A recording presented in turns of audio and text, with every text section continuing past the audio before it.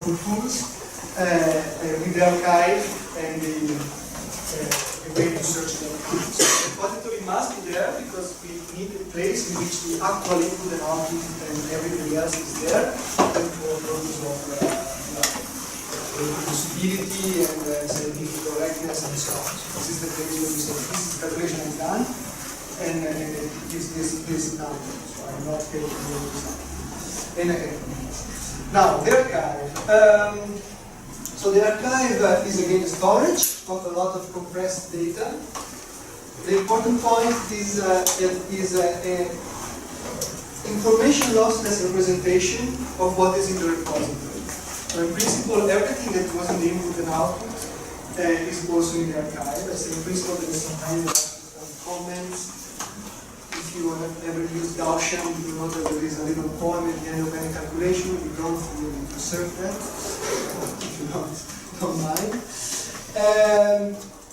And we have a standardized and pluralized representation, which is saying something about the difference between the two of their own data. And this is done thanks to the metadata infrastructure. That is the model. The conceptual model, so it's not directly related to any file format, and at once represents data and the connection among the data. And this is the keyword that I've been using a lot since we started this project, that is a posteriori kind of metadata infrastructure. If you Google metadata and formatiras and so on, you end up in ontologies and these kind of things. And typically, they are what one can call a priori. I have in mind that this class of materials should have these properties, and we try to fill the properties from the perspective of the science. This is the opposite. This is from the perspective of the code that has a certain list of information given, and one by one, is still in the metadata infrastructure. So if there is something in the output file, we try to represent it in metadata. Even if it seems a little bit futile, but it could be useful.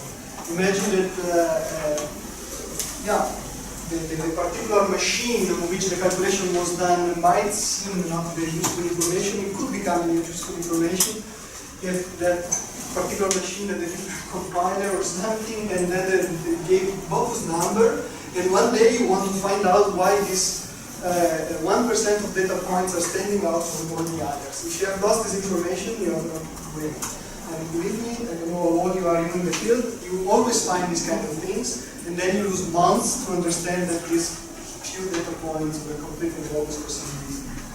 Here there is a possibility of find it. On the fly. Now, the difference between standardization and normalization. So, the standardization, we go from the raw input plus output into this our meta info via some script that we call parsers. That, as I was saying, go one by one, one line by one line, and translate everything. And you can see a list of supportive codes in at this link that you find. The main page. The normalization is another. So in the standardization, we don't do any operation on the values of the data except rescaling the units. So in our metadata, everything is represented with the standard system. So that one doesn't have to remember this code use the war or angstrom or anything. We represent everything with the different tools and so on. So this is the only change we do here. Here we start adding complex metadata. So we could combine information that is in metadata and have other metadata so that you don't really multiply every time the same calculation. The simplest thing I could think to write here is that maybe you want to look for an atom density in your calculation, but this information is not there. You need, but if you have the lattice vectors and a number of atoms in the cell below it, so you have a post-processing that calculates your atom density. This is the most stupid thing that I could think of. You can do many more things. Some we do, like projecting a base structure on a standard path, but other things can happen. And the last line is the most important. This infrastructure is thought to be extensible. So especially on the part of normalization, you have an idea that some important metadata should be added. It is extremely easy to add a new metadata once you got used a little bit to the Oliver structure and add it without clashes with others. Okay, so to have an overview on the archive, you could click on the blue button, the archive. And I'm not 100% sure. Okay, a disclaimer I forgot to say at the beginning. So yesterday there was a storm, especially in the south of Germany, and the computer center where the servers are hosted had a power outage, and all the machines. So our server in particular went down. So not all of them could be recovered immediately. And Fauzi Mohammed, that is the name who was sitting there a few minutes ago, has been working the whole day to keep everything up. I'm not sure this page, because this is a dynamic page that reads the data in the archive, is up. But anyway, this was the picture yesterday afternoon before the storm. And we had 50 million calculations and so on, with different features, with some breakdown of the calculation by which kind of level was used, which code, and so on. This is a summary page, just to get an overview. These are all interactive. I'm not sure if anybody's trying to see here on the side. If you see anything, it's going to work. Yes, it's working. No, you're in the other. Yeah, okay, it's working. Good. So that is to have an overview of what is contained in the archive. In order to do the query, the thing to do, but I invite you to do later because I want to first introduce the metadata a little bit more, is to go to yet another of these buttons, the data analytics. Actually, I will be talking more about what is behind the data analytics tomorrow. For many good reasons, the query on the archive is inside this data analytics. It's basically the very step. So to get there, so that you see it once, you go to Big Data Analytics, and then you're presented with a page that contains among many other things the archive query, and you have to click to go to the tutorial. Don't do it now, because it will ask for a login, and I tell you at the end.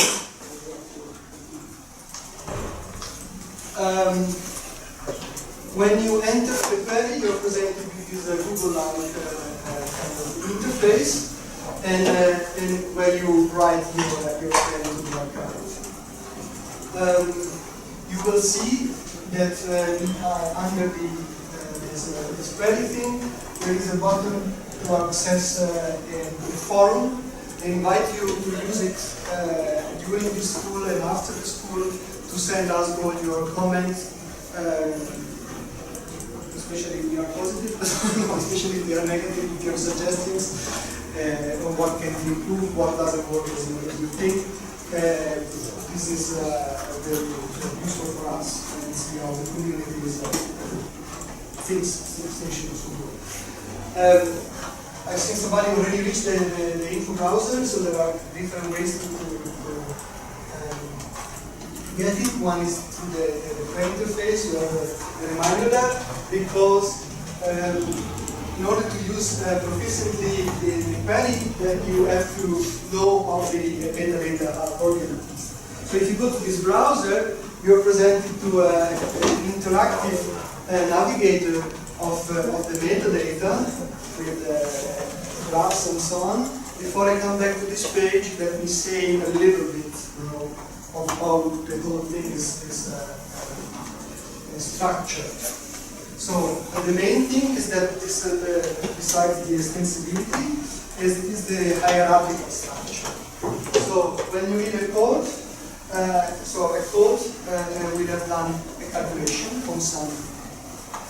So we reflect this in the infrastructure of this metadata.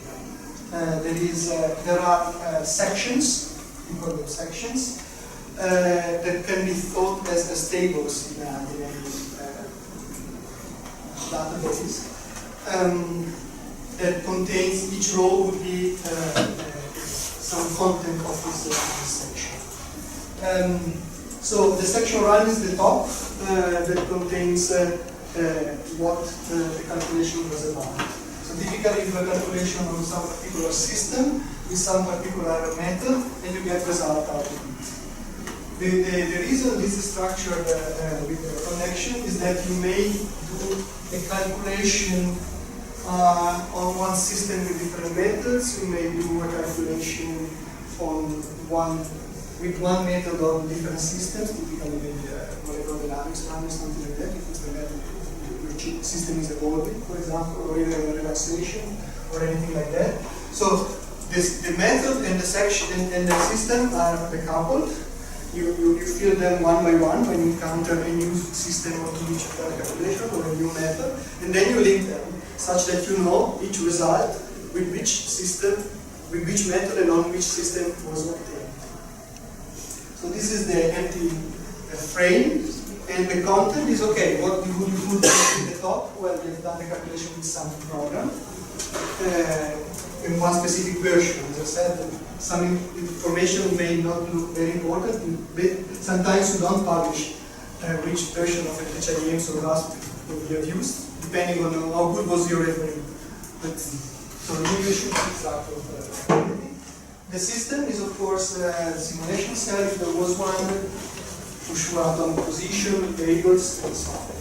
At the moment, this is meant to be how to say, classic atomic systems, in which you usually have atoms with a label. Of course, you have more complex things, especially if you are doing alloys and so on, in which you have a fractional occupation. One side is partially chromium, partially iron, and we have been asked already how to extend this. It is doable, but not yet supported.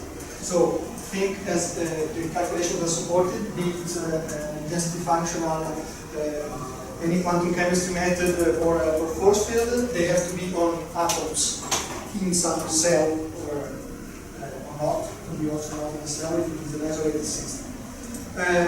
In the method, yeah, this is just an except, right? So it's not the full. It's just to show the concept.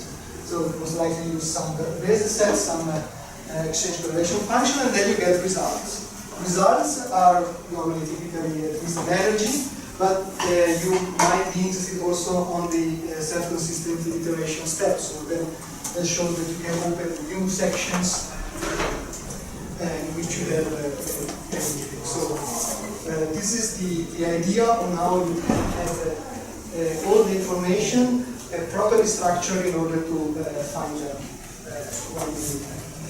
Now, I invite you next, later, when I finish, to first of all, go to this browser of the meta-info, because this is the full encyclopedia of what we have. The main page will start always with this simple configuration calculation section, because it's the central unit in a way that contains all the results. And every metadata has this description, trying to be as extensive as possible in order to explain what it is.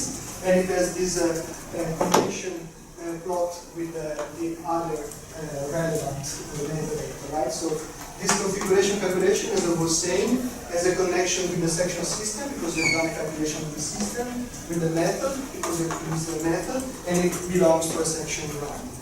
And then you can navigate. So here you have the whole list, and you can search. It's by auto-completion, so you can find everything, or you can filter by different keywords. A little more, so we have this, I put about sections, so these are the metadata that somewhat contain other metadata. We have the intuitive metadata, complete values, so those that have a certain value. This is the value of the energy. Then there are a little bit more, how to say, higher level kind of metadata that we call abstract type.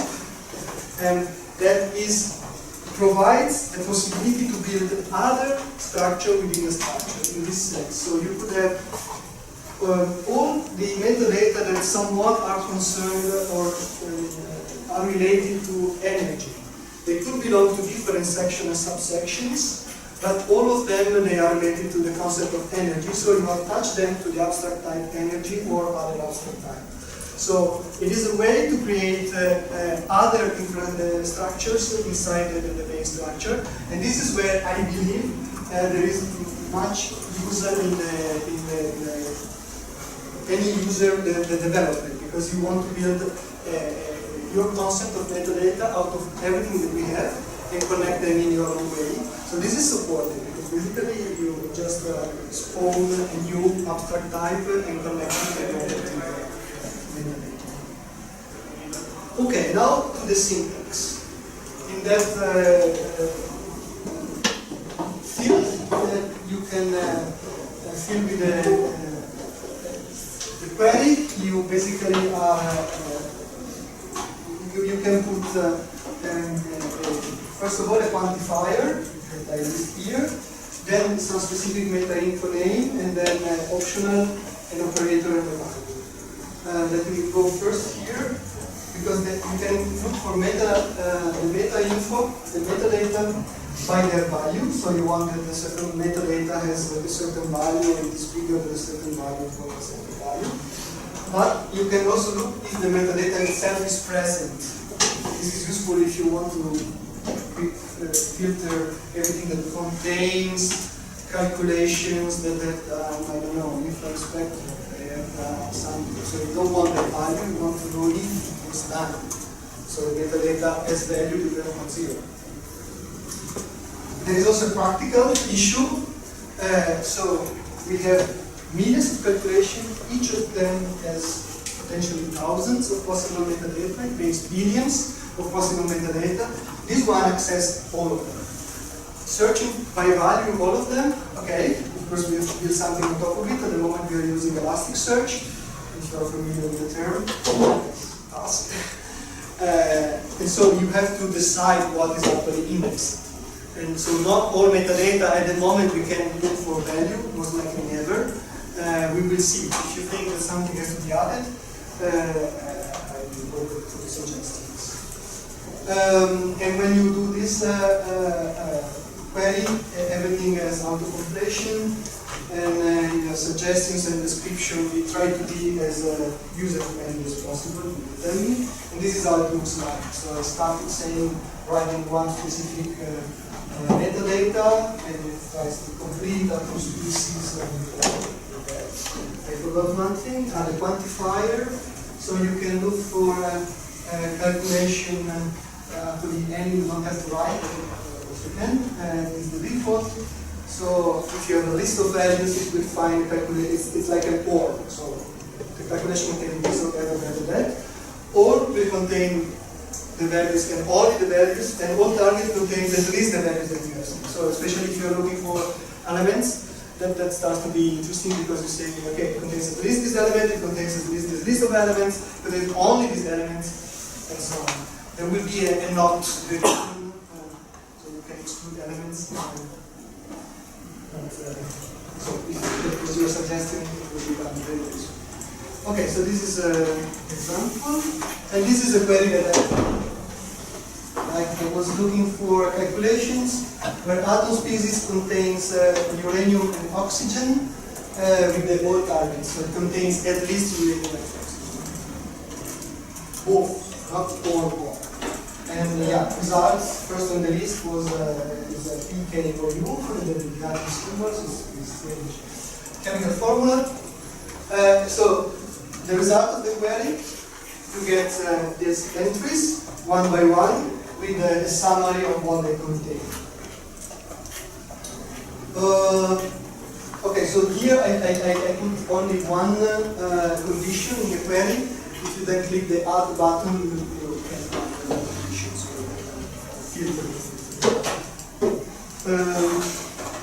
Yes. So, and then we are getting close to the usefulness of the thing, even though again, no analysis today. but the top of each entry is URL, the part of the URL, that points directly to the data. So the data are stored in the archive such that each single entry can be reached via a URI or URL. So it's an identifier and also the location of vectors. And here you are at the level of calculation, so the run that contains this particular calculation. But then it gets a bit more interesting. So if you click this identifier, you will open a browser of what is contained in the calculation. So by itself, this points to a representation that is in the format of a JSON file. And what this browser is doing is reading into this JSON file.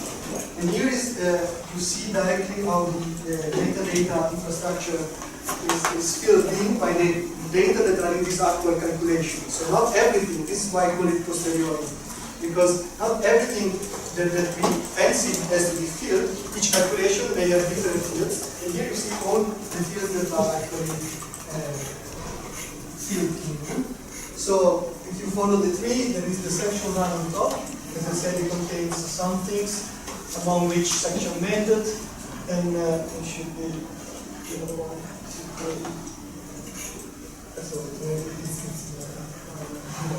But the single configuration calculation has the results. So you see that there is, for example, the density of state, eigenvalues, some other thing, the energy, and if you click on the actual value, you get a piece of JSON file that contains this thing.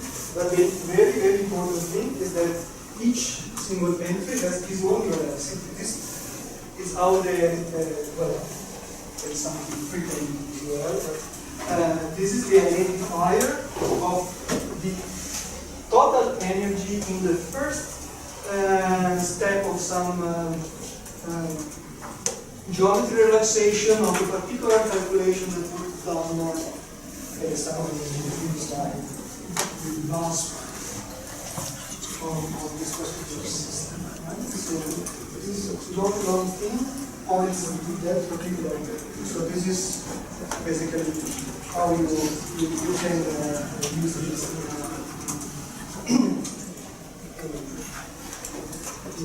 program and access the single information. So this is the thing that I think is not up again. When you do a query, you can see the statistics of the query in order to think if you want to further refine it. So I was looking for these uranium oxides, so calculation containing uranium and oxygen, and you get a summary saying that some of them are in certain crystal system. This is the list of formulas that we have actually found, so it's ratio of oxygen and uranium. There is a heat map of the periodic table. It's not very hot. It's uranium and oxygen, of course, are in all calculations, and then you see how many times all the other elements are present. So this is a guideline for you to further filter. You get 1,000 results, you think they are correct, so you can filter more on the basis of this. Okay, so this is basically what I wanted to say for you to introduce. But I think the best way now is to go to this browser here.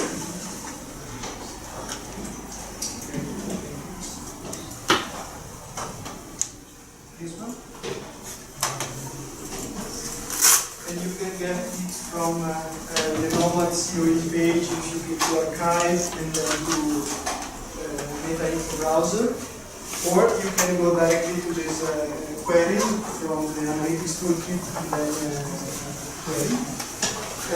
When you are prompt for login, you put, well, if you are done already or you want to do it now, you can register, of course, and have a username.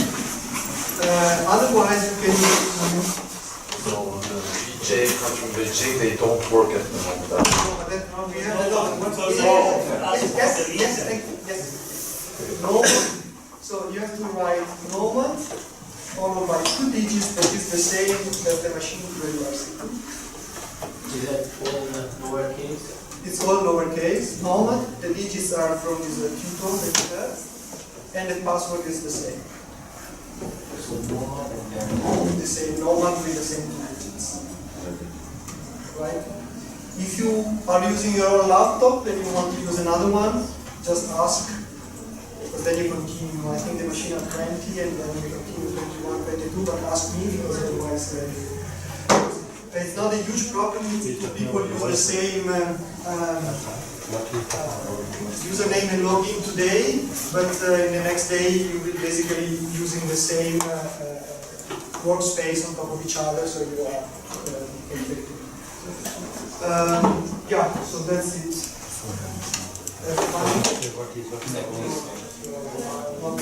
Fine.